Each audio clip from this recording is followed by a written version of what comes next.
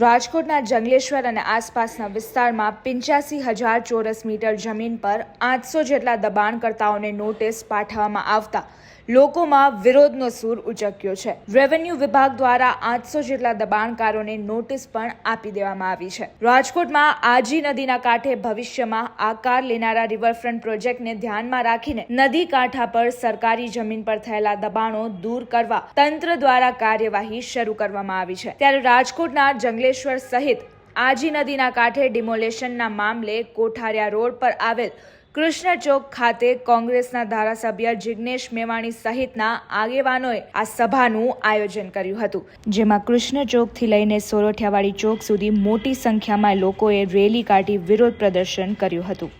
આંધળી સરકારને જગાડવા માટે અમારા વોર્ડ નંબર 16 ના કોંગ્રેસની ટીમ દ્વારા સિનિયર આગેવાનો દ્વારા રહીમભાઈ હોય, ઇબ્રાહીમભાઈ હોય, આખી ટીમને હું અભિનંદન એટલા માટે આપીશ કે આ ભારતીય જનતા પાર્ટીની સામે એક તમારા માટે લડાઈ લડવા માટે વોર્ડ નંબર 16 ની કોંગ્રેસની ટીમ આગળ આવી છે। શહેર કોંગ્રેસ પ્રમુખ તરીકે હું એમને લાખ અભિનંદન આપું। ભારતીય જનતા પાર્ટીના વિચારોની બે વાત હું આપને કહેવા માંગુ। ભારતીય જનતા પાર્ટી સમગ્ર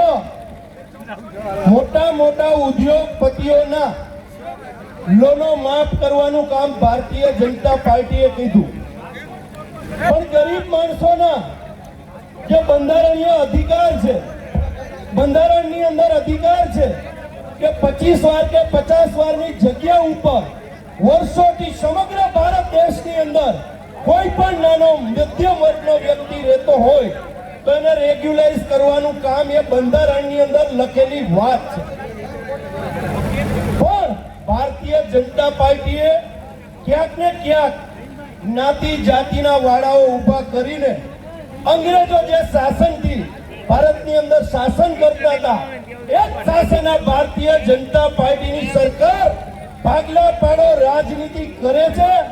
કોંગ્રેસનો વિચાર છે કે સર્વધર્મ સંભાવ સૌને સાથે લઈ અને જે ભારતીય જનતા પાર્ટીની ભ્રષ્ટ સરકાર છે એને જગાડવાનું કામ કોંગ્રેસ અને આ બધા સાથે મળીને આપણે કરશું। કોર્ટમાં વસતા મધ્યમ વર્ગ પરિવારોને માનસિક રીતે અને બંધારણની વિરુદ્ધ રીતે જે કન્નલગત કરવામાં આવે છે એ પ્રશ્નને વાચા આપવા માટે આજે રાજકોટ શહેર કોંગ્રેસના આગેવાનો ભાઈ શ્રી મહેશભાઈ,